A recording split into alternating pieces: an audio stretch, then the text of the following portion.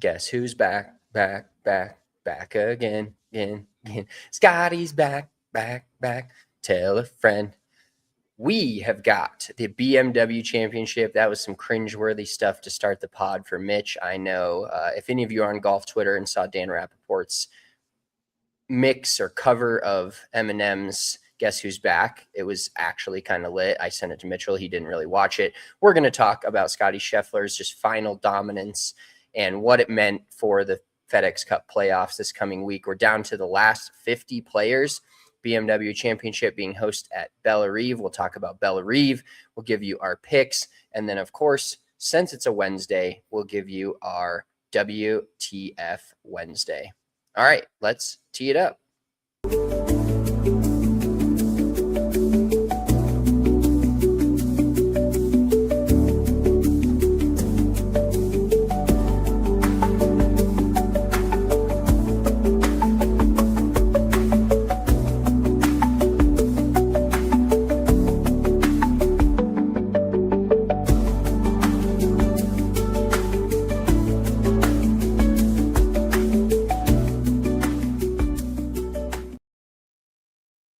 Big Drive Energy Wednesday hump day edition. Mitch has got golf shirt on. Is that a golf shirt? What's going on here? What are you playing some golf today? Are you holding out on what's going on here? I am heading to play some golf this afternoon, and it was a totally harebrained idea. I know, real crazy, but it's this one course that is very hard to get a tee time on. And it's an interesting place because it's a public course. It's known as probably one of the best public courses in New Jersey. And if you're not a Somerset County resident, that was the word I was looking for. If you're not a Somerset County resident, you can only book it 3 days out. And it's generally packed. Like there's not a whole lot. Absolutely diluted with those psychos that are Somerset residents waking up at midnight to book their tee time 2 weeks out. Exactly. And every time, like, I'll just randomly pull it up, but I'm not hardcore enough. Like, apparently there's an app now that you can get alerts for tee times. Have you heard of this? No, I know that honestly, back when we kind of were fully integrated with DNVR and All City as a Big Drive Energy podcast, there was a company. Oh my God, it had a kind of a goofy name, but this guy started his own essentially website and app where it was tee times from everywhere in the area, and they would auto populate. And so he was running some sort of a code that ran through each individual, like Westminster courses, Denver courses, and it would pop up the tee times that were open at all of those places in just one spot. Now, you still had to, I think he had them connected through the website. You still had to go through the course website to book it. Like you couldn't book it on this guy's site, but it was basically a tee time finder that was allowing you to look at multiple places and you know, in a time frame that you wanted. Because generally, like, obviously golf with a couple of kids now for me and being a member at a spot, it's changed a lot, my tee time availability. But I usually, like, that's like a perfect setup to be like, I want to play. I don't really care as much where I'm playing. It's like, I want to play between 9 and 11 on Tuesday morning. And then it gives you the options, right? Because there's certain types I'd like to play, like play a specific course. But other than that, most of the time I'm just like, okay, I have time to play golf right now at this time. Who's going to be able to accommodate this? Generally, it's nobody at the time, you know, at where we're at right now, especially if it's on a weekend or whatever. But yeah. there's so you've got a website. You've got a website that essentially books or like gives you alerts when tee times open up. I don't have the app, but I have heard of it, and there's multiple people that get alerts. You can set an alert for different courses and get an alert if there's a cancellation, and you can immediately go book it. So that's how some of these tee times get snapped up in 5 minutes or less, because people have notifications on for a certain course. But just randomly the other day, I looked at the website and I was like, oh, I wonder if there's any openings. I've got kind of a free afternoon. and there was a bunch of openings. And so I ended up booking myself as a single. And then I texted my buddy who works in insurance, Rohan. I've mentioned him before. And he was like, I can take off that afternoon. And so he hopped in that tee time with me. So it's just him and I play in Neshannock Valley this afternoon. But this is truly, and maybe I like this course because it actually reminds me of the course we used to work at growing up. Just it's pretty open. There's a lot of valleys. Our old course is called Spring Valley, so I guess maybe I can appreciate a good valley. But there's some trees here and there, but not super. It's not super tree lined like a Parkland style, New England type of course. And I just love it. Like there's so many tee shots out there that I've played back in my mind, and maybe that's the kind of golf sicko I am. But it's like, if I were to play this course again, like where would I hit it and where's the right spot to be and all of this shit. So I'm just very excited. There's some great like sight lines, and the tee box, like it's one of those fantastic courses where it's not easy. It's very, like, honestly, very similar to our old course. It's not easy as a course, but the tee shots are relatively wide open, and it's more of a second shot golf course. It's got big greens that are challenging, but so many of the tee shots are just like, get it down there as far as you can, which is ironic that I enjoy a course like that because it's not really built for my golf game. But yeah, I don't want to keep just glazing this golf course.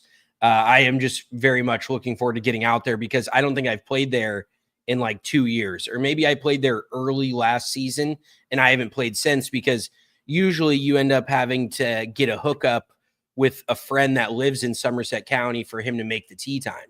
Cause I'm just not the type of dude that stays on top of it. Like, and honestly, is there a worse, like, I don't have this issue because I don't have very many like friends that I golf with. I have like 3, but is there a worse position than being the friend that finds tee times and like coordinates shit?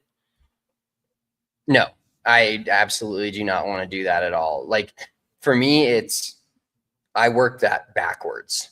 If I have to do that, it's, hey, I'm going to try to play at between 10 and 12 on this day. Do you guys want in? And then I go searching. I don't think I've ever made a tee, and we have such a warped view of this, unfortunately, just based on the typical amateur golfer, guys that go out and play for fun a lot of the times and just are obsessed with golf. That's not our viewpoint on the whole situation, because we're former pros. You still work in the game, you teach, you work at a course. So our view is definitely obstructed by our past and where we've worked in the golf industry. But there's a couple guys I know, and I've turned them down, unfortunately, more times than I have not. But for me, like I said earlier, golf is like, I can't just like fucking, I'm not you. I can't just, oh yeah, let's go fucking play this afternoon. I don't got shit going on. And I'm not saying you always don't have shit going on, but like you have a much more opportunity to say yes to that. For me, it's like, okay, are my kids covered? Is my wife going to be home or not? Or do I have a babysitter? Do I have to work? Do I have work meetings? Like there's 10 different things I have to go through. So I'd much rather say, okay, I know I can play at this time. I'm going to ask a few friends if they can also play at said time, and then I'm going to book the tee time. You're never going to catch me going booking a 4-ball and then being like, who wants to play? Yeah, no, I feel you. I'm always of the mindset that I have a day and time in mind, and it either works for them or it doesn't. I'm not like accommodating them, because that shit just pisses me off. I'm not your keeper. I'm not making you fucking the group tee times. And that's just, like you said, the position that I'd go play by myself and play with randos than I would try to put my group of buddies together to, and bend over backwards trying to accommodate them. A couple other things before we get into golf. And I know we're trying to keep this to about 45 minutes for I don't know what you've got, but probably some more work shit. And I got to go golf. Have you seen this whole, I know, and I got to go play golf. Yeah. Struggle. Have you seen this whole Mark Walters thing? Have you read into this? Have the owner that just sold the Dodgers, that's selling the Lakers, this whole shit? Yes, I've got some general idea of basically this guy's insider trading with himself and got a closed loop on the entire situation that's funded the Dodgers for the past decade plus and been the bane of the MLB's existence, and literally going to cause us to not have baseball for probably 3 months next year because of the CBA bullshit. So this guy can get fucked. But did you read like the Pompliano tweet? Is that how you got your information? No, I've just I don't remember what I saw on it, but I just read something on it probably 30 minutes ago. And okay. I saw a clip on it, or a longer tweet on it too, where he's essentially fucking doing some, you know, he's loaning himself money from his different banks, right? I could be just completely his different insurance companies. Yes, he is essentially loaning him. He's taking money that people have put into insurance policies. Like in some backwards way, there's a lot of older people out there that own the LA Dodgers that have no idea, but that their life insurance money that they've paid into their entire lives is now part of owning. It's basically like the Packers, except for it's a for-profit, you know, closed entity, whatever. It's obviously not publicly owned. It's owned by one dude, but it's crowdfunded basically. And so from what crowdfund us deferring Kyle Tucker $240 million, please. Well, dude, and that is the whole crazy thing is, did you see that if Walter sells, Shohei has an opt-out clause? Like, really? If he sells the team, then Shohei has a clause to opt out. And dude, that's why all this money is deferred. Like, how is this not more of a red flag? You know what I mean? And he's basically, this is somewhat of a Ponzi scheme if you think about it, because he's deferring money to make more money to then pay these dudes to. It's all this movement, and I guess he's trying to liquidate like $20 billion that he does not have. And so that's why all of a sudden he's like, oh, same dude, same. Well, and I listened, Bill Simmons had a dude on his podcast that's very money based. I forget, he's into all of this kind of shit, and he's actually about to do a pod with Pablo Torre, or like at least a segment kind of breaking down somebody like along the lines of Ballmer and Ishbia, because Ishbia, dude, I didn't even know this. I heard all this on the podcast. You know that Ishbia basically like bankrupted his company to buy the Suns. Like, really? He is upside down on his company. And I mean, upside down, whatever, that's debt. But then he was using margin for those in finance. Like, he was basically loaning the bank his shares of his company in order to have liquid cash to buy the Suns.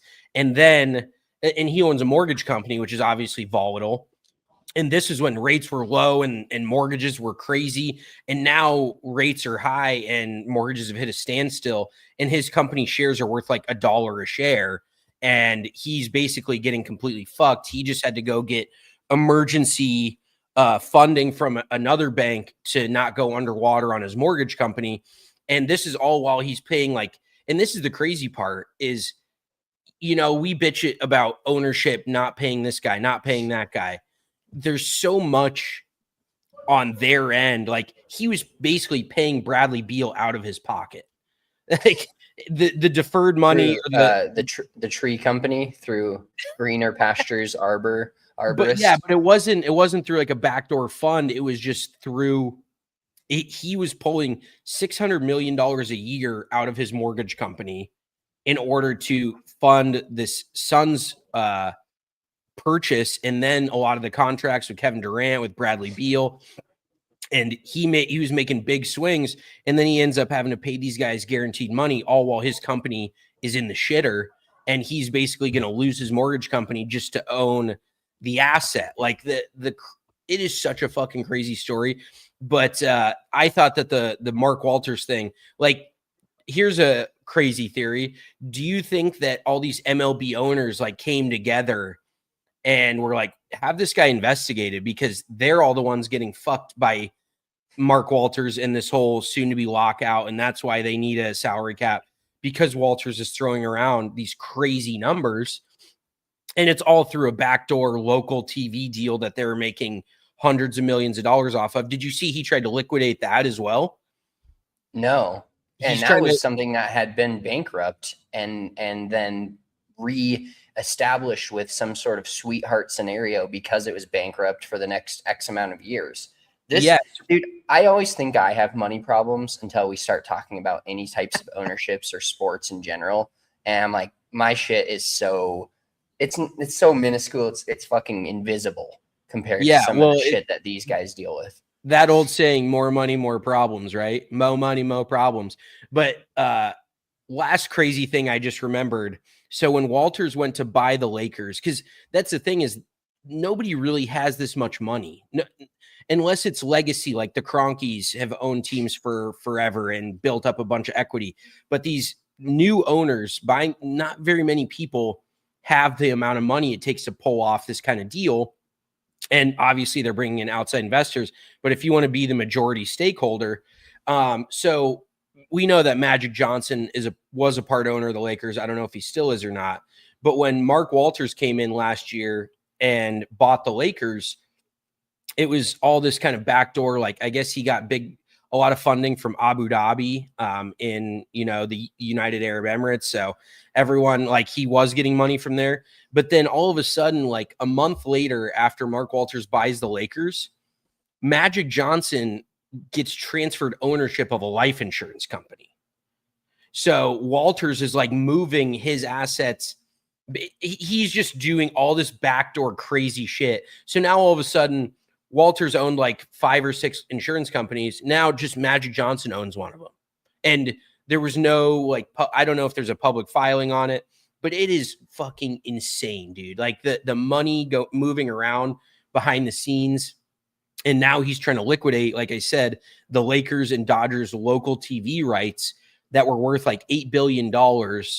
And Joe Pompliano tweeted about this earlier today.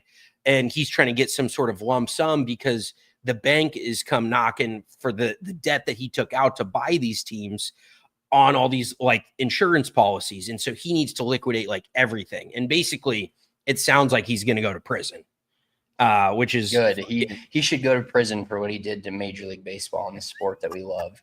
Fuck that. Oh, dude, can you imagine though that the ownership in every MLB franchise is like, thank fucking God. Steve Cohen's like, finally, fuck, I'm doing this all straight laced. Yeah. I'm doing this stupid shit all on my own. I'm not asking for anyone else's money. I'm fucking wasting my own money.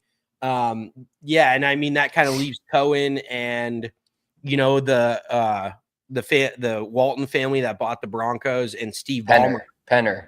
Oh, Walton Penner. Important note on that. I know you avid listener to my DNVR Rockies pod. So it's only the Penner Sports Group because the Walton family owns part of the Diamondbacks. So the Penner Sports Group owns part of the Rockies. They can't have ownership stake in both teams. But who owns the Broncos? Walton Penner Group. So that's together, the Walton Penner Group owns the Broncos, but the Penner Group owns the Rockies, and the part of the Walton Group owns the Diamondbacks. Okay, so they just got their fucking hands in everything, and ultimately, that is what I've learned. I mean, if you have Steve Ballmer money, you're pretty much above the law because we've seen what has gone on, and I mean, the NBA is not the law, but Adam Silver really can't attack the richest owner in the NBA when he's got all these guys that are illegally moving behind the scenes to buy these other teams. And he's like, this guy actually has this much money. And so, if he does some backdoor shit, I can't really get on him because what is he going to do? He can basically strong arm. He could borderline buy the entire NBA. Well, maybe not that, but he could buy about half the NBA franchises just with his liquid cash. So, yeah, I just wanted to touch on that because it's an insane sports story.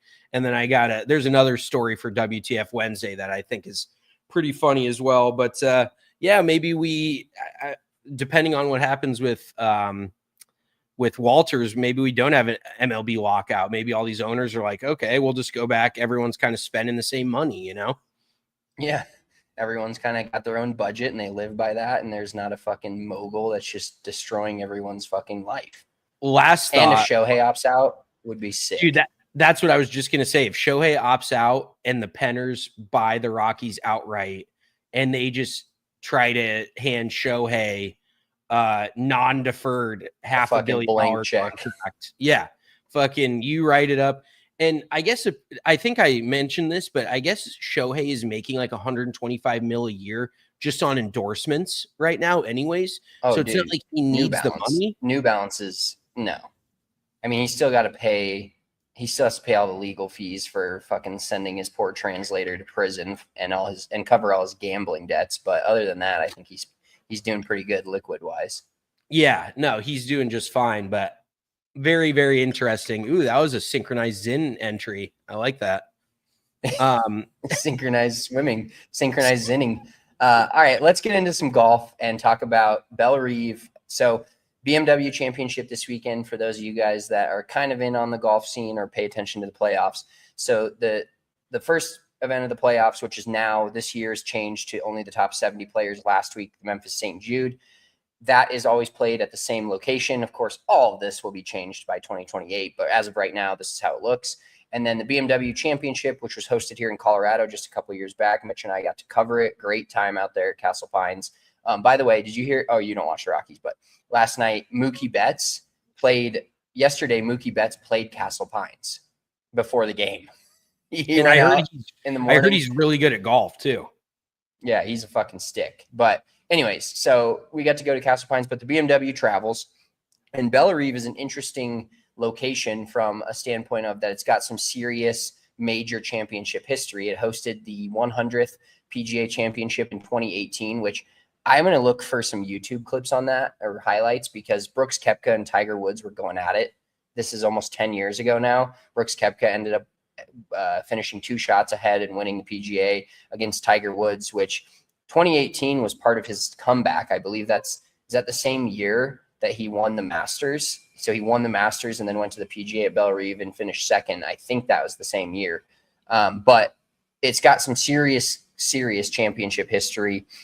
It's called the Green Monster of Ladue, and being a spot in it's obviously this is a big event having the BMW, but I also love that the BMW has, while this course has major championship history, kind of leans into a place that doesn't have a ton of golf, right? The St. Louis area doesn't have a traditional tour stop every year. And by the way, I'm going to run off on a little tangent that I want to get your thoughts on because it just reminded me. Did you see what Victor Hovland said in his interview yesterday regarding the tour stops and where they're going? And I loved his attitude towards it. For those of you who didn't see, he basically said how cool it is to get to see a new golf course, to get to see a new region. He basically just embraces travel throughout his entire life. He's like, I went to South Africa. I went to Tanzania, all these different places. He's like, I enjoy going to new cities and seeing new things.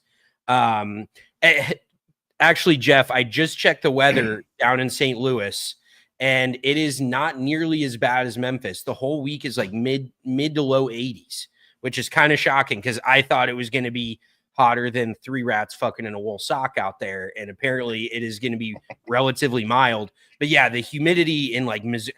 Can you think of a state that's like, you think of humidity and it's worse than like Missouri or Arkansas or I haven't been a lot of places down south, so I can't really speak to that. Missouri's not south, the place, jackass. No, I'm saying like I can't compare it to an Alabama, Arkansas, Mississippi. Yeah, Alabama is probably anywhere that seems very wooded. Always just makes me feel the worst humidity I've ever felt in my life was summer in Minnesota. That was the absolute bane of my existence. But this golf course, the PGA Tour was there in 2008. Who won that tournament in 2008? It's a guy that's still around. Like, I don't know if he's fully around, but he's not on the Champions Tour. He's still plays some random PGA Tour events. Big name. Jason Duffner? Cobra guy. That should give it away. Or your former Cobra Camilo guy. Vegas. Yes, he won here 18 years ago. Isn't that nuts, dude? We're getting to the point where guys are winning 2 decades behind, like 2 decades ago, and it's not like, oh, we're talking about fucking Gary Player and Jack Nicklaus playing. We're talking about guys that we grew up watching. Like, that's where we are in life now. Yeah, him hitting the spider, getting down on his haunches. Like, I don't really remember Bellerive that much. I know actually our mom's old boss is from St. Louis and kind of a trust fund type of situation. And I think his brother is a member of Bellerive. Do you remember him telling us that? Oh, I do think I've heard that. It's like 7,400 yards. It's like it's long. 7,460, and it hosted the U.S. Open in 1965 at 7,200 or 7,191. Holy shit! And that was at the time that was the longest U.S. Open of all time. Obviously, not anymore. Those records are continue to be shattered year over year. But can you imagine playing a fucking 7,200 with Persimmon Woods, basically? Yes. Are you fucking kidding me? That's like playing 8. That's like if you played the 8,000 yard course, Rain Dance National, but it was at sea level. Nowadays, like that's disgusting. That is way too long. But yeah, even like 7,450, I think is what they're playing it at this week. And they always shorten up certain holes, and they lengthen some, shorten some, depending on the day. But it's still relatively long for a Midwestern golf course like that. That is one of the older golf courses that's actually been able to stretch itself out far enough. Go and stretch it all the way out. That's stretched out far enough to host a modern day PGA Tour event, which is very cool. But I don't want to bury the lead, but that was one of the reasons I picked Victor, because this is a very interesting case where you have no prior course history on a lot of these guys. I mean, I think. Wait till you get to my picks. I went way deep in the archives. You picked fucking Camilo Villegas, even though he's like, no, he's not 70th in the FedEx Cup. You're like, he's gonna get it as an alternate. I got really special odds on him, plus like 10,000 to top 10. Here's a harebrained idea. What if at these venues that they don't hit often, like Bellerive, for example, it's hosted two events in the last 25 years. What if whoever wins that event gets future exemptions only when a tournament is at that course, no matter what the tournament is? That would be pretty fucking sick. Like if you did exemptions that way, because that's like he won. Like obviously it's the BMW, and there's no exemptions for the BMW other than points for the year. But you're like, this guy won a Bellerive back in 2008. Here's Bernhard Langer at 67 years old, fucking won here 50 years ago. I don't know. It's like just a crazy. That does bring up. Maybe we do that brings up an interesting thought. Real quick, I just want to finish this thought. Maybe when it's the off season, we don't have a lot to talk about. We do like high golf thoughts. Like if you smoked a bunch of weed and then you just laid around and thought of the craziest shit that you could do with like the PGA Tour. I think we just compile maybe like 7 or 8 things that are just crazy things that'll never happen, and then we discuss them. I think that's we'll put that in the chamber for later.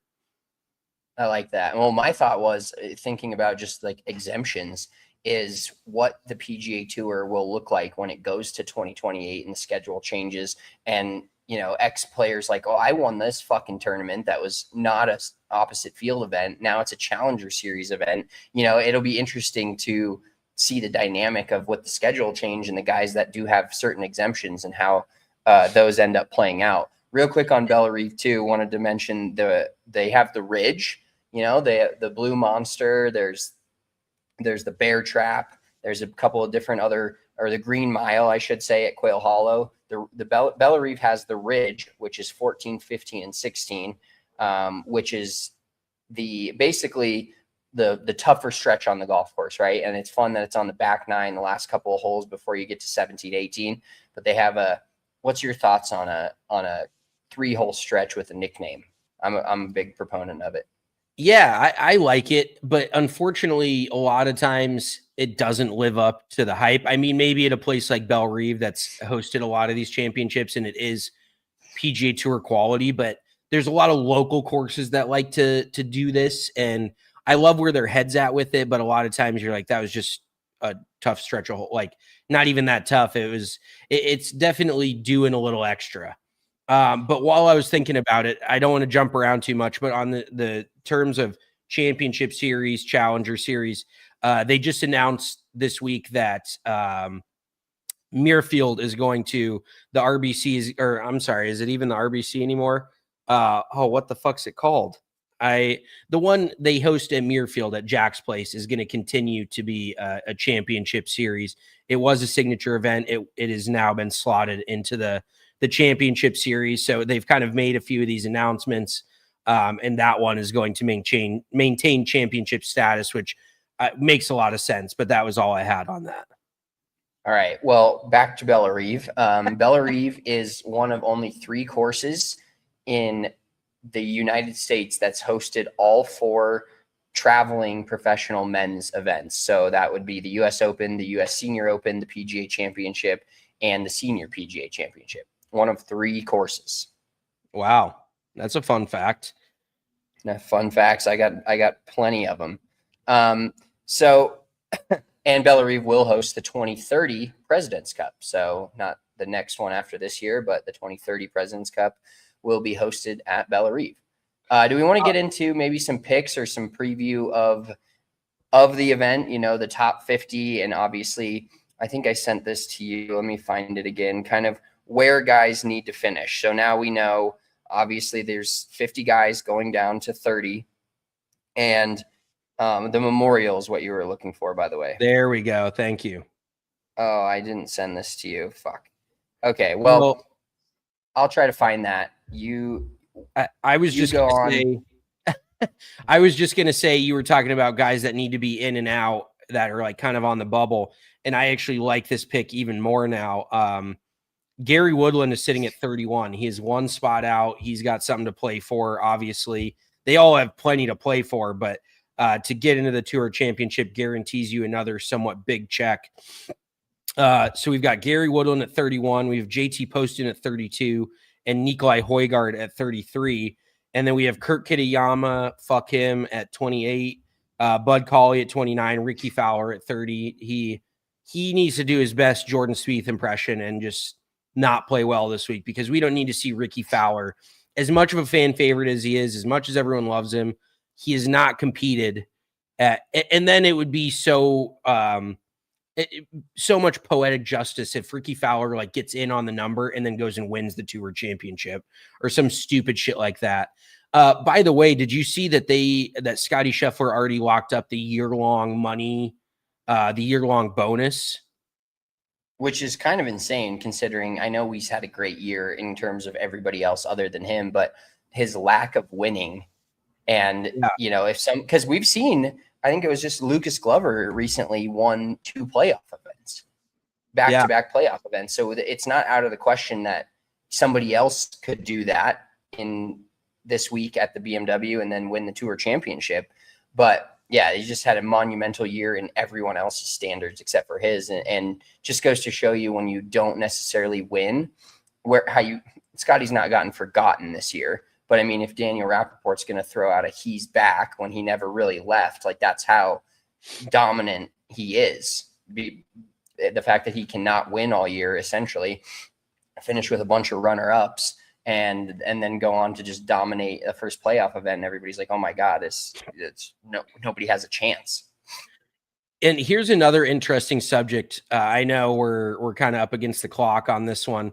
But Colt Knost brought this up on his podcast, Subpar, which I listen to relatively regularly. And they were talking about Scottie's win this last week and then Scottie's season in general, because everybody's been looking at Scottie like, what's wrong with him? He isn't winning, even though he's finished in the top 5 or top 10. It feels like every single week, even though he hasn't won all but twice this season.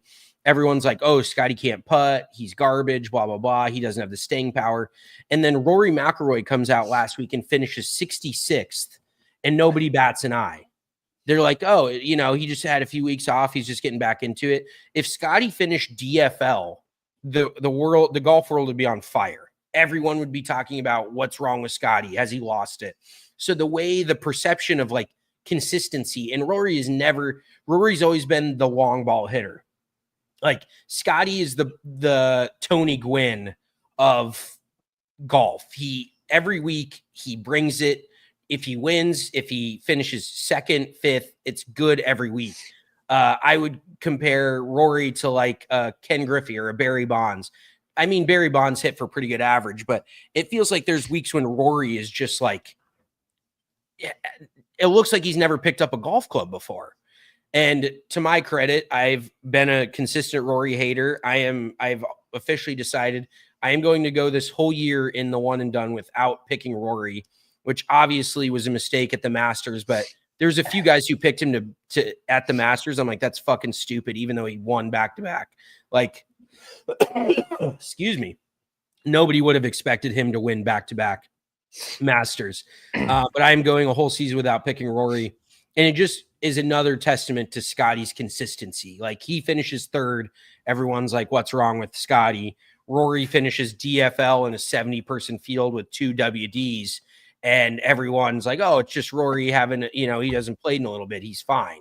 So there's definitely different standards these guys are being held to. Yeah, well, speaking of picks, let's just hop into those for the BMW. I'll set yours up first. Oh, wow, that didn't work out at all like I had hoped. For those of you, wow. For those of you watching, yeah, that's rough. I thought the white part was supposed to be clear, transparent. I thought it was going to be silent, and it got Do you have your picks so I can take this off and we can see your my picks are Wyndham Clark to win plus 3,000. It's a relatively long course. He's had a good year. He's kind of on the outside looking in of like PGA Tour Player of the Year, so not a bad dude. And do you know what else is crazy? I looked up Wyndham Clark's putting stats this year. He's like top 5 on the PGA Tour in almost every putting stat this year. So you drive it well, you putt it well. That's kind of the name of the PGA Tour. You can get it if you have a bunch of opportunities hitting it down there 340. You're going to have, I think, Wyndham Clark's top 5 in opportunities inside of 10 feet on the PGA Tour this year as well. So I don't mind him here. If Chief is listening, maybe throw a 5 spot or a 10 spot on Wyndham this week. I kind of like him again.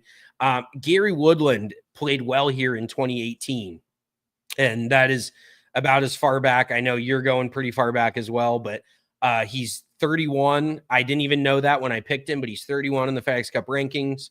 Hungry Dogs run faster. He's a long player. This is kind of a long golf course. I think it sets up well for him, so I'm taking him to top 10. And then Victor Hovland is a guy that, I mean, you can sprinkle him to win. I don't feel like he's necessarily going to win, but I feel like he's going to have a good week. I'm using him in my one and done, and I'm taking him to top 10 plus 165, which is kind of fucking lame. But he's just embracing this new opportunity. It's a golf course that not a lot of these guys have seen. Seems like he's kind of diving into it head first, and he always steps up in the playoffs. So it's playoff Vic. Playoff Vic is here. All right, my picks going way back into the archives. I'm going to take Adam Scott at plus 800 to top 5. So here's the lead. This is just here's my a look into my deep dive of research. Here's the leaderboard from Bellerive at the PGA Championship in 2018. Brooks Koepka, Tiger Woods, Adam Scott, Stuart Sink, John Rahm, Justin Thomas, Francesco Molinari, Gary Woodland, and Thomas Peters. And then finishing at T10 was Rafael Cabrera Bello, Tyrrell Hatton, and then 12th was Shane Lowry and Ricky Fowler. So I'm going way back in the archives here. Adam Scott plus 800 to top 5. Love that. And he played well last week. Adam's obviously older guy, played in a million straight majors or whatever his record is. But he has some success at Bellerive and a little bit of form going into this event as well. I'm going to take, dude, is the easiest bet in the world right now. Can you imagine? Let's pretend Scottie disappeared this season. Siwoo Kim has been the best player on the PGA Tour throughout the entire year. Just never not winning, but he has been Scottie light all year long, every week he's there. And he's plus 400 to top 5 this week in a 70-player field. So I'm taking Siwoo Kim at plus 400 to top 5. And then, of course, Ricky Fowler, good performance here a couple of times. Plus 300 to top 10. Rickster, I'm putting you on the card again. Plus 300 to top 10? Well, yeah, remember it's 70-person field. So I understand, all these numbers but Gary Woodland has better odds to top 10, and Woodland's actually had a good year and hasn't gotten 8 million. Because people steam Ricky Fowler. That's how it goes, man. Well, and also the odds, like if you put money on Scottie to finish top 5 or whatever, and you're basically laying, I think he's minus 400 to top 10 or some shit. He's plus 310 to win it. Yeah. That is sick shit. Like, he just won last week. I am flabbergasted at some of these odds. All right, well, let's wrap this pod up because I have a meeting in 1 minute. But let's wrap it up with what we do every single Wednesday to wrap the pod up, and that is WTF Wednesday. I'll start with mine. This actually, I had something else in the chamber, but I'll save that for later because this happened last night to me. So I have a friend. A friend is a loose term, an acquaintance from college that I used to hang out with in college a lot, and I think he was in the whole world ventures thing. You know, some of the college kids get caught thinking they can make money on the side with this bullshit Ponzi pyramid scheme. What's And world so, ventures? oh, dude, we don't have time today. I'll talk to you, but it's basically It's a pyramid scheme. It's kind of like Melaleuca, where it's like you get into it and then you start selling it, whatever. But essentially, he was in that in college, and then I was going back through our texts, and 2 years ago he texted me after we had the first kid. It was just like, hey, you know, kind of just guy talk. We were pretty decent friends in college. And then he texted me a month ago that he was living in Montana with his family, and then he moved back to Colorado. And the text from a month ago was essentially, I won't read it word for word, but essentially to the effect of, hey, man, I hope you're doing well. I'm just moved back to Colorado.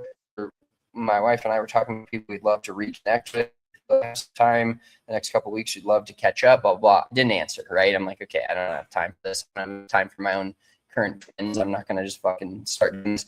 Well, the only reason this is WTF Wednesday is I didn't answer, and that was July 20th.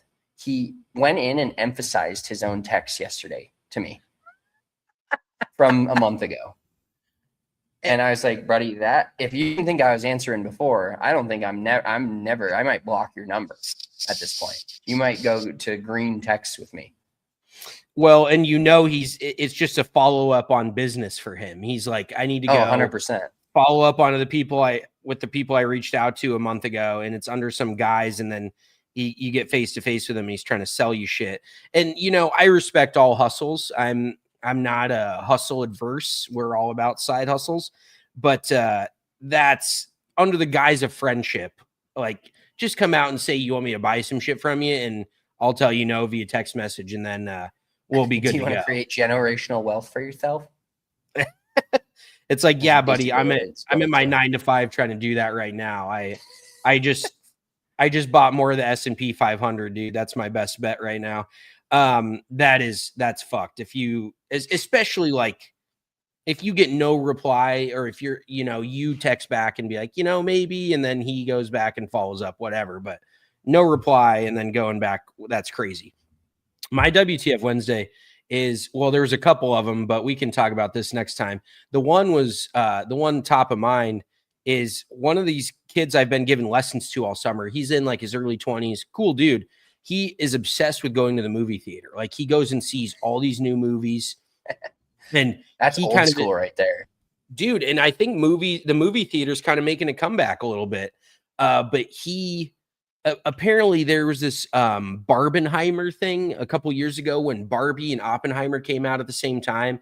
And it was a thing that people would go see Barbie and then not leave the movie theater and just go see Oppenheimer right afterwards. So they basically spent 6 hours plus at this movie theater. And then now this year, he said that people were waiting outside movie theater in New York City, because I guess there's certain IMAX levels. I'm clearly not super privy in the movie scene, but to get Jesus Christ, get tickets for the new Dune 3 movie. You're completely frozen, by the way, for the video purposes, if anyone's watching. But he was sitting in a queue to get tickets for the Dune movie. And then he's going to go, I forget what they're calling it. I think they're calling it Dunes Day, where you go see the new Dune movie and then you immediately go and see the new Spider-Man. So there's apparently groups of people that just go spend a whole afternoon at the movie theater, buy multiple tickets, and then go see one movie and immediately see another movie. Meanwhile, I haven't been to a movie theater in like 4 or 5 years. So I just think that's generally pretty insane. Yeah, And seems like an insane scenario. I don't know what the fuck is going on with the Wi-Fi or whatever. It's perfect for 45 minutes and now it's dead. Maybe it knows I need to get to something else. But either way, we appreciate you all tuning in to Big Drive Energy this Wednesday. We will be back probably on Sunday with a live reaction. Hopefully that's not a absolute mauling of the field by Scottie Scheffler. Hopefully we get another fun, 3-4 guy, not playoff, but down the stretch, fun to watch. So we'll be back live with that this coming Sunday to figure out who the final 30 are that are going to head to the Tour Championship before we crown a new champion of PGA Tour's FedEx Cup playoffs. Make sure you're following us on all the socials at Big Drive Energy Golf on Instagram, Big Drive Energy on TikTok and Twitter. We will talk to you on Sunday. Peace.